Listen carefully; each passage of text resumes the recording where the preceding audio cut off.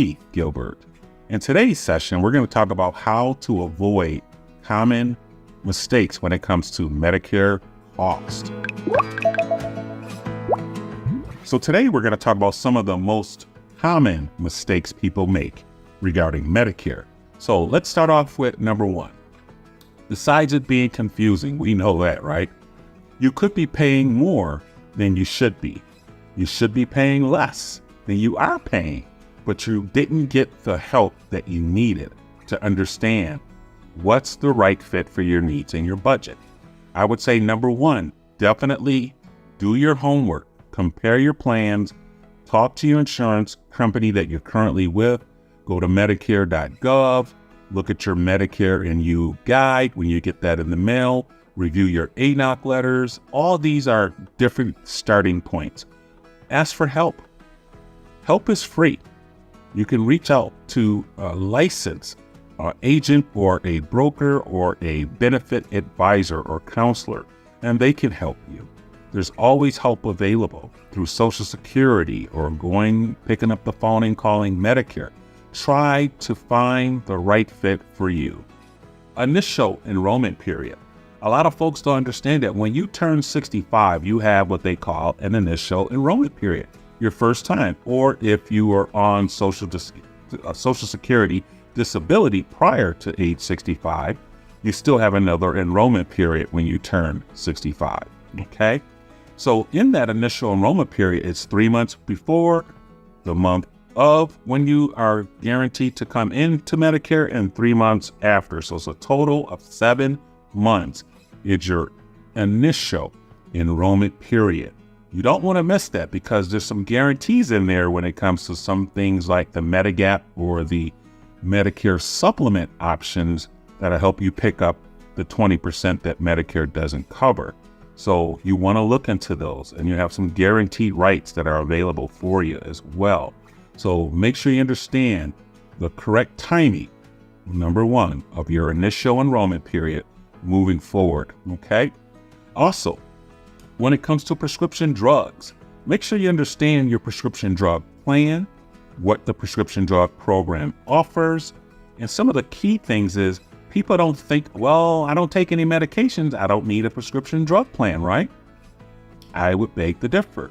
What I would say is always double check, get help, compare, make sure, even if you don't take prescription drug plans, there may be a penalty that you can avoid by picking up a prescription drug plan or getting a Medicare Advantage Part C plan that includes the prescription drugs. Medicare, some people call it an MAPD, Medicare Advantage prescription drug, or a standalone prescription drug plan, unless you're a veteran and you get your prescriptions from the VA, okay?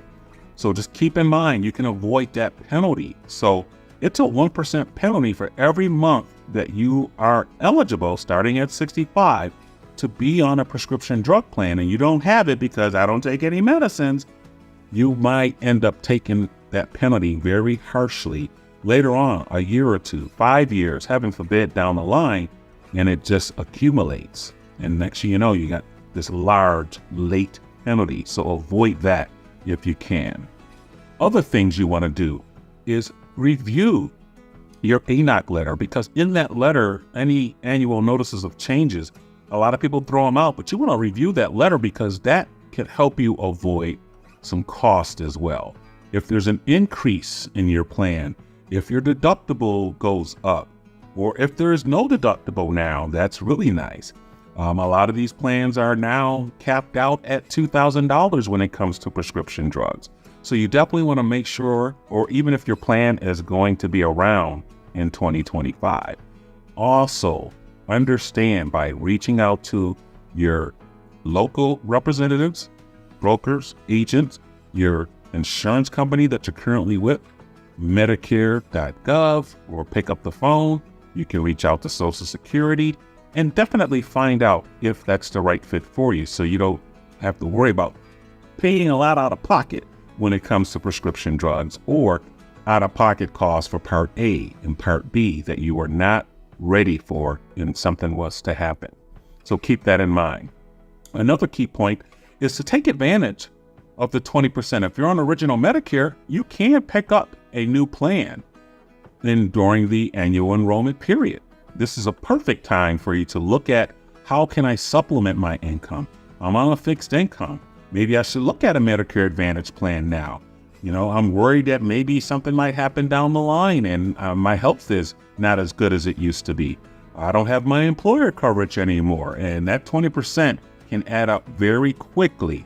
And so looking at a Medicare Advantage plan, Part C, or a Medigap or Medicare supplement plan, typically Part N, Part C, Part G. If you're old enough, you might have a Part F, and those are still out there. But just keep in mind that you want to look at how I can pick up the difference. That 20% Medicare doesn't cover. Most folks think, I'm good. I got Medicare Part A and B. I don't need to pick up anything else. And then something happens and they don't have a backup plan. And it's 100% out of your pocket of that 20%. And it can add up very quickly. So I highly recommend you take advantage of those things. So in conclusion, today's session was regarding how to avoid some of the common mistakes when it comes to cost. So understand your Part A, your Part B, any cost when it comes to your Part D, but understand what your costs are. Just don't assume. And if you don't have any other options besides original Medicare Part A and B, you may want to look at picking up right now during the annual enrollment period a Medicare Advantage plan or a Medicare supplement, which is also known as a Medigap plan.